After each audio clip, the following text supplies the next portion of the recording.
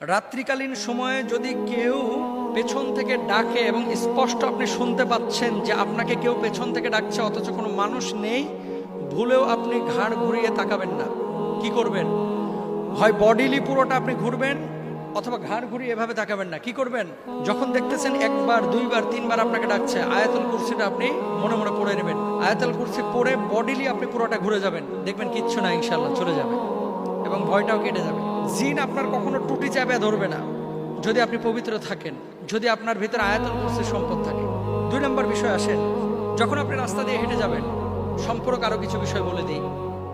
যখন রাস্তা দিয়ে হেঁটে যাবেন অনেক সময় দেখবেন কখনো পেছন থেকে বিড়াল দৌড় মারতেছে অথচ বিড়াল এই সময় থাকার কথা না।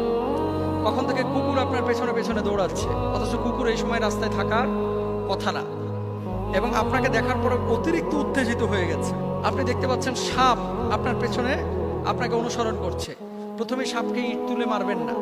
বিড়াল আসলে বিড়ালকে লাথি দিবেন না। আমার চেনা আমার কাছের লোক রাত্রিবেলায় পেশাব করতে আম গাছতলায় গেছে, আম গাছ যেখানে আছে বাগান, পেশাব করার পরে পেছনে দেখতেছে এক বিড়াল দাঁড়িয়ে আছে। তো ফুটবল খেলতে ভালো, দিছে বিড়ালটা একটা লাথি। বিশ্বাস করেন পরের 3 দিনের মাথায় এই পাটা পুরো ফুলে গাছের মতো হয়ে গেছে। কবিরাজ দেখানোর পরে, রুকিয়া করার পরে জানা গেল কি বদজিনের আসর। ওই জিনকে যে সে লাথিটা মেরেছিল এটা ছিল জিন। এখন আপনাকে আমি যে বিষয়টি বলি, জিনের প্রভাবে মানুষের শারীরিক ক্ষতি হয়, এটা সবাই একমত। জিন আছে, এটাও একমত। জিন 2টা সূরত ধারণ করতে খুব পছন্দ করে, একটা হচ্ছে বিড়ালের সূরত আর একটা হচ্ছে সাপের সূরত, মানে আকার আকৃতি।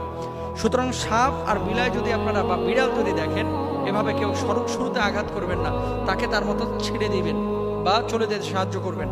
আর আপনি মনে মনে কি করবেন? আপনি মনে মনে আয়াতুল কুরসিটা পড়ে নেবেন, ইনশাআল্লাহ আপনার কোনো ক্ষতি করতে পারবে না।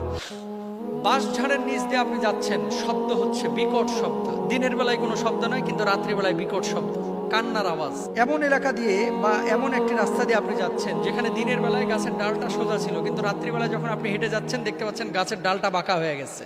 যখন দেখবেন যে দিনের বেলায় সোজা ডাল ছিল, রাত্রিবেলায় ডাল বাঁকা হয়ে গেছে, সেই ডালের নিচ দিয়ে যাওয়ার চেষ্টা করবেন না।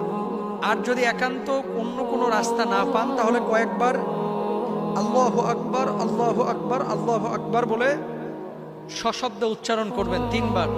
তারপরে আয়াতুল কুরসি পড়ে আপনি সেই গাছের নিচ দিয়ে যেতে পারেন। অনেক সময় দুষ্ট জুনেরা খেলাধুলা করে এবং এই সমস্ত কাজগুলো করে থাকে। নির্জন জঙ্গল থেকে আপনার নাম ধরে কেউ ডাকছে, রাত্রিকালীন সময়ে এটা হয় গ্রাম অঞ্চলে বিশেষ করে। বাড়ির পাশে গরুস্থান আছে অথবা বাড়ির পাশে পুকুর বা পুষ্করণী আছে, বাড়ির পাশে কোনো জঙ্গল আছে, আপনারা কে যেন নাম ধরে ডাকছে। হঠাৎ ঘুম থেকে জাগ্রত হলেন, কে যেন আমাকে নাম ধরে ডাকছে। জানলা খুলে দেখেন কিছুই নাই। আপনাকে একটা বিষয় বলি, যখন নাম ধরে কেউ ডাকবে হুট করে তার সামনে বের হয়ে চলে যাবেন না, আপনার ক্ষতি হতে পারে। তাহলে আপনি কি করবেন? যখন আপনার নাম ধরে ডাকা হবে আয়াতুল কুরসি পড়বেন, পড়ে চারিদিকে ফুৎকার দিবেন ইনশাআল্লাহ। দেখেন আয়াতুল কুরসি কিন্তু মারাত্মক জিনিস, এই আয়াতগুলোর কিন্তু অনেক পাওয়ার। এই আয়াতগুলো মুখস্থ করে নিন।